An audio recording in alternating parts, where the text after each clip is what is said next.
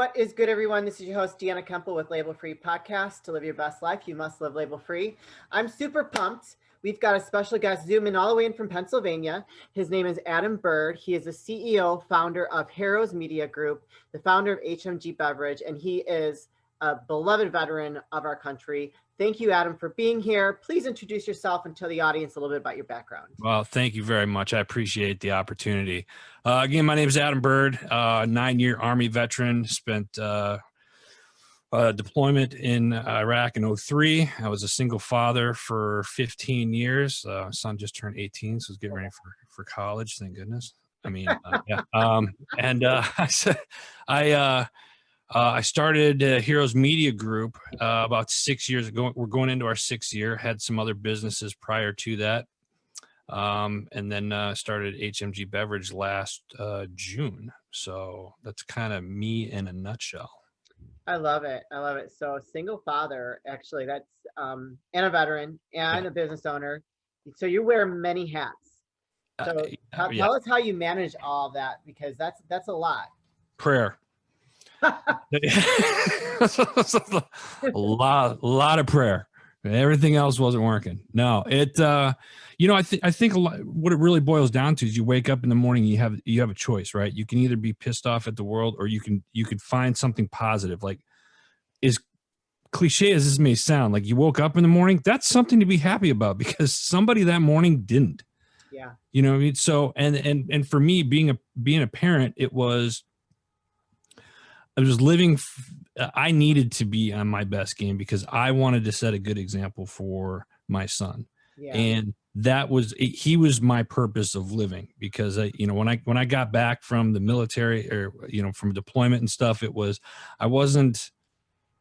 didn't care what happened to me. I didn't care what happened to anybody else, but I cared about my son, and I focused on him. And that was like a great distraction for me in a good way. Right. Sure.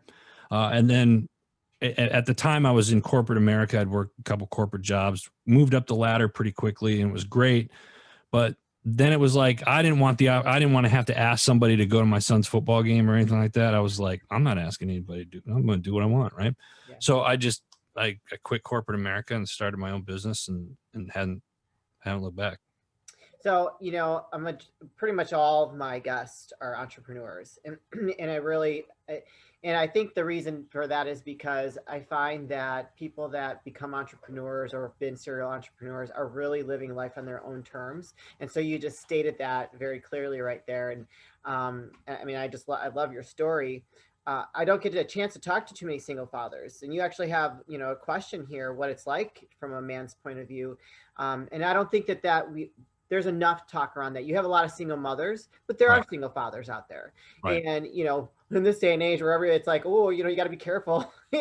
Everybody, he got this non-sexual orientation, all this crazy stuff. But yet we are still not talking about things like men that are single fathers. Right. So talk about that a little bit. So this was, when I got back from deployment, divorced, and it's probably around the 2004, 2005 timeframe. So it was pretty recent. And at that time, I was living in Arizona, which is a very mom-friendly state. To be a single father and have sole custody, because I ended up with sole custody, was unheard of. Yeah. So I was one of the very first in the state at that time to get sole custody of my child. And it was different. Everybody talks about, oh, the women are this, the women are that, or whatnot. And I'm kind of sitting there like, oh, I'm not a woman. Yeah. You know what I mean? It's like, what about the guy? And, but truth be told, after many years, I knew a lot of families that had separated, and I knew the dads were kind of, I don't want to say deadbeat dads, but they weren't present in, it's that typical stereotype that we hear. Yeah. And we kind of get overshadowed because of that stereotype. But, and there's some women now that you're just starting to hear about, like, there's more and more fathers getting custody of their kids nowadays than before. And it really is. I looked at it like, one, I didn't want to be a statistic, and I certainly did not want to fall into an example of not being a deadbeat dad. I just wasn't going to allow that. And I think that's what kind of just put me through. It was not easy because there's no instruction manual of like how to be a parent. I was by myself. The closest family I had was like 3 hours away, and every day was a learning experience. That's really all you can say. So how old would you mind me asking, how old was your son when you got sole custody? 2. Oh boy. Terrible too. Like still in diapers, still like you just sitting there like, oh my God, all this kid does is eat, poop, and like that's what they do. Like, oh, I got a puppy right now that does all the same stuff. Right? You're just sitting there like, I don't know what I'm doing. And I was like, cool, the kid woke up this morning. That's another successful day. It's like, what do you do? But then it was just, you just get so wrapped into their life and how you picture or how you kind of want them to be. But at the same time, you have to let them grow and be their own. And that was kind of difficult stepping back. Even now, he's getting ready to go to college this fall. And I'm sitting there like, hey, you need to do this, you need to do this. And he just looks at me and I'm just like, I'm not telling you what to do. I'm just kind of guiding you to keep an open mind on things. And it's been great. I mean, I absolutely. Well, thank you for being a good example, because my father was a deadbeat dad. So it was my mom, and I'm the oldest of 5. So it was really rough. And he started a whole new family and is like the stellar father there. And we got the short and the stick. And it's been like, let me tell you, the stereotype of kids that grow up without a father. Yeah. It was rough for me and my siblings. Well, at least me and my sister below me. And then actually the rest of my siblings, they've been all right because we kind of took the hit, Right. Like I'm a human trafficking survivor. I freaking did drugs, got involved with a lot of the wrong crowd. And my sister had a really hard time too. She didn't, she had a rough go after he left. And it's great to hear that story that you are a good example. So your son is lucky, and that's amazing. But now that we've established your driving force, let's talk about your businesses that you have, because I love the name Heroes Media Group. Let's talk about what Heroes Media Group is and what that's all about. Heroes Media Group started off as a podcasting network for the heroes community. I just wanted to be a voice for community heroes, right? Yeah. Being a veteran myself, we actually, my first business prior to HMG was the first all veteran podcast company that was out there. Oh, wow. And then I just ran that for a couple of years, shut that down, and created Heroes Media Group. I wanted to expand it, not just to veterans, but for our police officers, or for law enforcement, firefighters, first responders. And then there's a clergy piece in there as well. And I wanted everybody, and educators, wanted a platform for them to be heard. And then I wanted to do things to give back to the community, I guess. Right. So it started off as just podcasting. Then we got into editing, then we got into transcription, we do audiobooks. And then as of 2019, we started publishing books for people. Oh, wow. As well. Our ideal clientele is in the heroes community, or people that support that community. Yeah. And I think you probably agree with me with the way that the last probably 18 months, 24 months have been, like with the whole apocalypse stuff. It's shameful. That's all. Yeah, the law enforcement's got a bad rap, and it's everybody, they want to focus on the negativity. I want to change the narrative on how media is delivered and consumed. There's enough negativity in the world. We don't need that. You want that? Turn on your TV. Yeah. Let's change. There's more positive stories out there than there are negative. I'm a firm believer of that. So let's try to get the positive stories, and let's start pushing that. It's not going to happen overnight. I get that, but 10 years. That's why we're here though right now. That's right. why we're here right now. Right. 10 years from now, you'll be able to see, hey, where did all this positive, everybody's more positive. Things aren't as bad as what it used to be back in the day. And they're going to be able to see the core of that. They'll see a small part of HMG was a part of creating that. I love it. That's beautiful. And I think that's, I think we're part of a movement right now. I know you've been in podcasting for a long time. Well, so how long did you say you've been in it? About 2010, 12 timeframe. So almost a decade. Almost a decade. Yeah. So a lot longer. It's only been a couple of years for me, but I've noticed prior to like, so, I mean, I kind of pay attention to what's going on. I don't watch the news because I think it's all propaganda, but Yes. like it's total propaganda. I believe stuff on social media more than I do the news. Like I just don't, I'm not watching. I do not put it on. I don't watch it. I'm not feeding my brain that garbage. Everybody's walking around. Like like it's just terrible. Anyways, let's get back on track. Sorry, guys. I feel like the podcasting space is like becoming a whole movement. And a lot of the research that I've been doing is that they're talking that podcasting is really the future of marketing and how it's trending. And I just think it's remarkable. And to me, I'm like, I'm glad I got in it when I did. Yeah. Yeah. No, I've been saying this for years. Like, we haven't even scratched the surface with it. I've been doing this for a long time. And quite frankly, I still think we're about 4 or 5 years ahead of its actual potential. We are ahead or behind? We're ahead. I think we're not even at the tip of the iceberg. Like 4 or 5 years from now, then we'll really start seeing like the benefits of podcasting and stuff like that. And so if you're in on it now, or if you've been in it for a while, like myself, I've seen all the different changes throughout the years. And, when I first started, there was like maybe 4 or 5 companies that offered a hosting platform. Now that you can listen to it on 20 different platforms and so forth. I think 4 or 5 years from now, it's very exciting to get into this business now, because in 4 or 5 years, it's just going to be mind blowing. Yeah. And like you said, podcasting is the future of marketing. Yeah. Yeah, no, I'm loving it. And I get to talk to incredible dynamic people like you. So you have your media business, but you also have the beverage business. Yeah. Talk to us about that.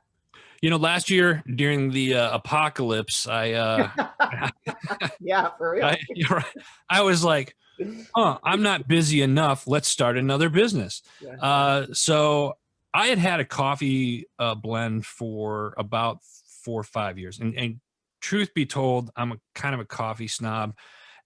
And I did it for selfish reasons. I was like, I'll pay wholesale and I'll just buy my own coffee. I drink a lot of coffee. If I can sell some, great.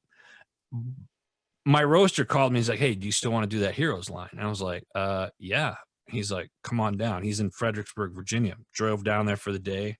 We put together about 5 more blends. So we got about 6 blends right now that are available.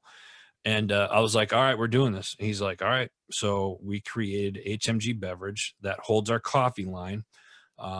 People can go to hmgbeverage.com, purchase it. We just started a monthly subscription, which we're pretty excited about. And then we just closed a deal with the distillery in Tennessee, and we're going to start a spirit line. Hopefully that'll come out here in June. Yeah, we'll have a gin and a bourbon. Oh, that's awesome. I love it, because gin and bourbon, I don't really drink any of those things, but I'll try it. I'll be honest. I'm gonna have to check out. What's that? I said, honestly, I didn't either at first, but it was the purpose of all of it is when people either purchase the coffee or one of the spirits, a percentage of all the proceeds are going back into the Heroes community. And that's why it's so important for us. I started HMG Beverage. It wasn't just for coffee or for spirits. It was to give back to the community. So we want to raise money to give back to the community. I love it. I love it. That's so great. I love all these good stories, man. You have here, how do you help podcasters? So since we have already talked about the podcasting a little bit, how do you help people like me? People that they'll come to me and say, hey, I got an idea for a podcast. Of course you do, because everybody does, right? Now they do. Right. But I'll sit down and do a one-on-one with them. And I probably talk more people out of it than I do into it, because there's a lot to it on the back end. It's like, you can show up and talk, but if you don't have editing, you don't have your notes, you don't have what you're going to talk about and all your marketing stuff kind of into place, then it can get very overwhelming very quickly for some people. So it's like, if you have the money, pay somebody else to do that stuff, show up and talk. First thing I ask is, what's your show about? What do you want to talk about? And if I sat here right now, can you write down 10 ideas or 10 topics that you can talk about right now? And most people are like, no. You'd have to give me a minute. I mean, mine's so authentic and organic that, I love to hear your story and share your story. And that's perfect. And when somebody says something like that, great. What type of stories do you want to hear? So then I just kind of build into the, ask those open-ended questions that is going to get the person to talk about what they want to do. And then I kind of help them structure it. My opinion, if you do a live, be consistent. Consistency is a very big thing. A lot of people will start a podcast. They get about 5 to 7 episodes in and they're like, man, I don't have time for this. And they realize, so I try to tell them, listen, you're going to get 5, 7 episodes in and you're going to be like, I don't have time to do this. I was like, well, are you doing live or are you recording? Well, I'm recording. Well, why don't you pick a day of the month, set aside like 2-3 hours and just batch record a bunch of shows.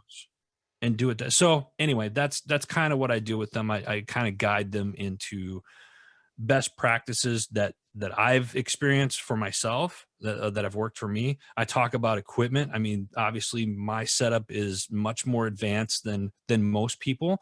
But I ain't got no fancy stuff. I started with the microphone and I was like, when everything went to crap, I was like, okay, this is much better. Time for an upgrade. I tell people like, hey, everybody's got these little smartphones nowadays. Plug in your headset and you could actually start that way until you get used to it. So yeah, I love it. That's some really great advice. Before we start wrapping things up, is there anything else that you'd like to share with the audience that we haven't covered? No, you know what? If you get the opportunity, please check out heroesmediagroup.com. If there's anything that I can do, my purpose in life, I say this wholeheartedly. I've been blessed. I feel like I've had a second shot at life. Right. Yeah, I love that. And I feel like my purpose is to help as many people as I can while I'm still here. So if you're out there, you're listening and you're not, sure of what to do, find your purpose. And this is going to sound crazy, but I'm going to say it anyway. Don't chase the dollar, folks.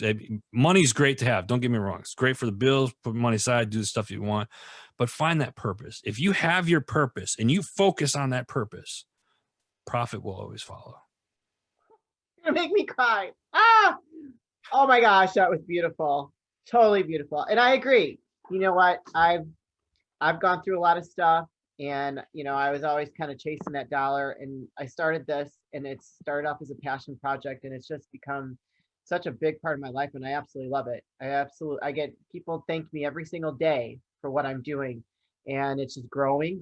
And I'm not even really it's a lot of work. You are right. It's a lot of work. It is overwhelming. Excuse me. I don't do the editing myself. My producer does. That's the only thing that I don't do myself. But you know what? I'm getting up earlier and earlier every day because I just can't wait to do my podcast. So, and I've had some opportunities where it's starting to turn into dollars. And even if it doesn't come, I'm still going to do it. Yeah.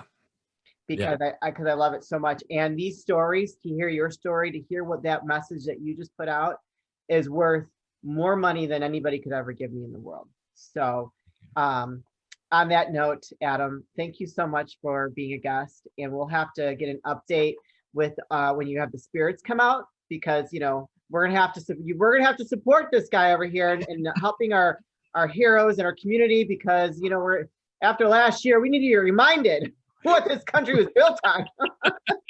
Sorry, hey, it's my podcast. I can say whatever I want. Right. All right, you guys, this is your host, Deanna Kemple with Label Free Podcast.